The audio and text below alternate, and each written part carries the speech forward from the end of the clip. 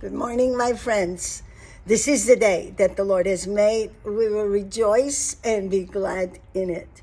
I have so much to be thankful for. I'm so thankful for the Lord opening doors and taking me to Belgium and Holland and Armenia and opening up doors for me to minister. And the greatest joy was leading children, 7 of them, to the Lord that last day of ministry.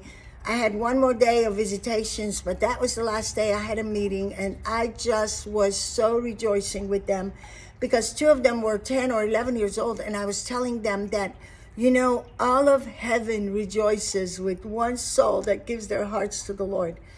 And as I came back, I was so tired physically, mentally, emotionally. Yes, I needed to be home. I needed to rest. On top of that, I had heard something in my shoulder, and in fact, yesterday I couldn't even go to church, but this morning I woke up singing, "There's power in the blood, there's power in the blood." And I said, "Lord, just with your blood I am healed," because he gave his blood for us for salvation. And it says, with his stripes we are healed. So today I'm rejoicing. And as I was thinking about rest, because people had said, "Oh, come over here and rest, when you need rest, come and spend time with us." And there are a few places that I love being with, friends that I love being with, places I love being with. And in fact, I drove to about an hour away to be just by the waters because things refresh me. But no one has given us the invitation like Jesus has in Matthew 11:28. When he said, "Come unto me, all you that labor and are heavy laden, and I will give you rest." His promise today is, he is saying, come, not saying, "Come, refresh yourself, come sit here, come sit there, come, let us see how we can make you rest." He is going to give us rest. And then this part just stood out again, and it says, "Take my yoke upon you and learn of me, for I am meek and lowly in heart. You shall find rest unto your souls." You shall find rest unto your souls. The soul is our mind, our will, our emotions. And I can't tell you how many times during the day I feel that I need that rest from the Lord to my mind.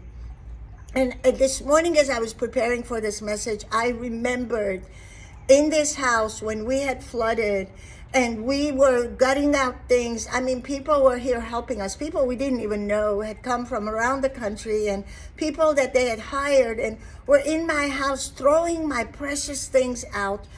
At one point in the day, about 2:00 in the afternoon, I remember so clearly, we have a swing out there and we still have that swing, and I just love it.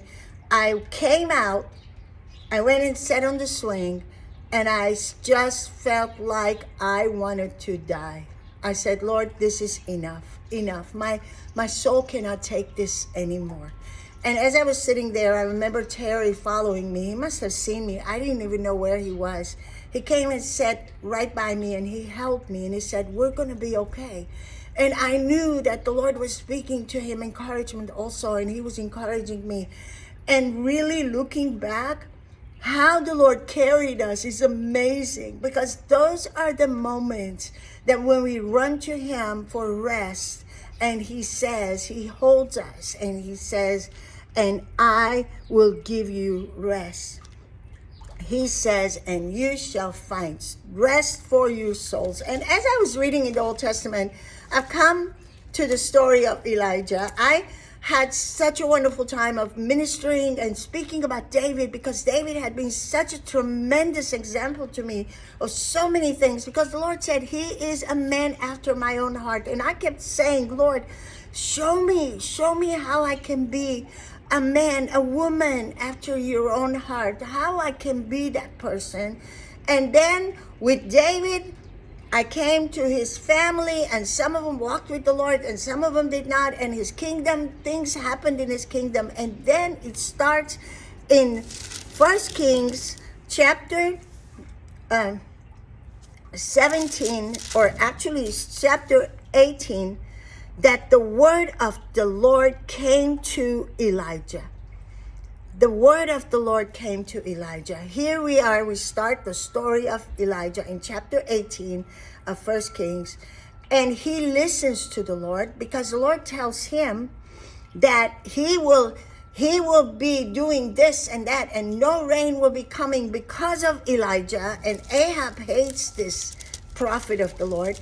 But when you go back to his story and you read where he is the only one that is serving the Lord, or he thinks, but the Lord tells him, the Lord in chapter 17 verse 1, and Elijah the Tishbite, who was of the inhabitants of Gilead, said unto Ahab, there will be no rain for 3 years.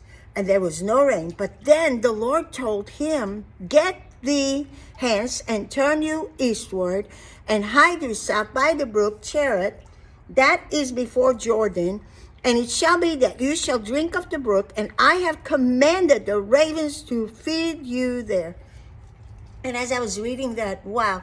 And the other day we were talking with our grandchildren about this, and Terry reminded them that the ravens were ones that would go and eat everything that they could find. But the ravens were not eating the flesh that they were bringing Elijah. And Terry said he believed that they were going to the king's tables and stealing the meat because there was a famine in the land of water. And they were bringing it to Elijah. God was taking care of Elijah because Elijah obeyed the Lord. The Lord said, go to the brook Cherith and sit there and wait. And the Lord was feeding him. The Lord was taking care of him. And sometimes when we are so tired, when we are so doing things that sometimes we do things because we want to do them. But many times as we're obeying the Lord and we get tired, we get weary, the Lord pulls us aside and said, sit here. And then he takes care of us. He feeds us. He was bringing him every day by the ravens because the Lord commanded the ravens to bring him bread and meat and flesh, it says, and they would bring it to him. He would drink the water and he would get refreshed. And today the word of the Lord is, take time to rest. Our bodies need it, our minds need it, our spirits need it, our soul needs it, our will, our emotions. And as we sit to rest, the Lord will take care of us because he's the one that said, you shall find rest for your souls. This morning, a Monday morning, I feel so rested. I was looking at the pool and there was no desire to swim. It's amazing how you go through the seasons of life, and I love swimming. I'm waiting for next month or even May when we can start swimming again.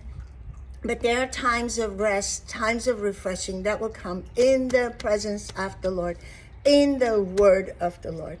And this morning, listen to Jesus as he says, come unto me, all you that labor, heavy laden, burdened, whatever you're feeling today, brokenhearted, fearful, go to the Lord. He's inviting you to go, and he's saying, and I will give you rest.